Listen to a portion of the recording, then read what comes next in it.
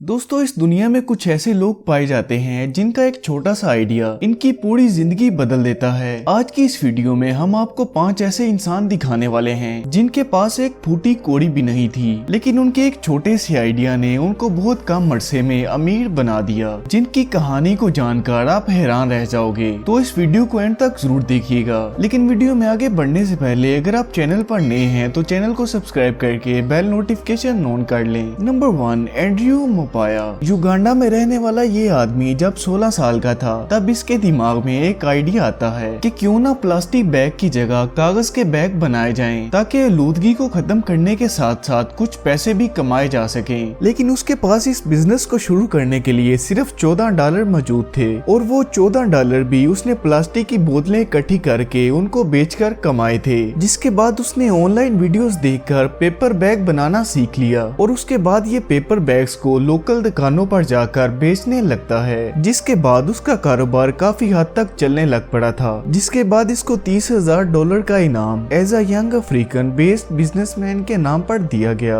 Number 2, Thato and Rea. दोस्तों, इन दोनों लड़कियों ने सोचा कि क्यों ना एक ऐसा बैग बनाया जाए कि जिनको कचरे के सामान से बनाया गया हो, ताकि इनकी कीमत बहुत कम हो और जो लोग दूसरे बैग्स को खरीद नहीं सकते वो भी इनको खरीद पाएं। जिसके बाद वो प्लास्टिक के कचरे को जमा करके सस्ते बैग बनाने लगते हैं। और इस बैग की अमेजिंग बात ये थी कि इससे एक स्मार्टफोन भी चार्ज हो जाता था, और इसमें एक लाइट भी दी जाती थी, ताकि जिनके पास बिजली ना हो वो भी अंधेरे में पढ़ाई कर सकें। आज इन दोनों लड़कियों के आइडिया ने इनकी जिंदगी पूरी तरह बदल दी। नंबर 3, बेथलिन तिलाहम। एक गरीब घर में पैदा होने वाली इस लड़की का आइडिया बिल्कुल सिंपल था कि क्यों ना कचरे के सामान से जूते बनाए जाएं। और आज इस लड़की की कंपनी अफ्रीका में बहुत फेमस है, जिन्हें 100% हाथों से बनाया जाता है, और जिनमें 100 से ज्यादा लोग काम करते हैं जो कि कचरे को जूतों में बदल सकते हैं, वो भी काफी अच्छी क्वालिटी में। और इस कंपनी के जूते दुनिया भर में 50 मुख्तलिफ मुल्कों में बेचे जाते हैं। नंबर 4, मलकलम। दोस्तों, अफ्रीका में मौजूद ये आदमी पुराने टायरों को खरीद कर उनकी चप्पल बनाता है और उसके बाद उनको $2 में बेच देता है। जब इस लड़के ने ये काम शुरू किया तो गाँव के लोग उस पर हंसने लगते हैं, लेकिन आज लोग उसकी तारीफें करते नहीं थकते कि कैसे उसने पुराने टायरों को एक नई जिंदगी दे दी। Number 5, Lorna रटो।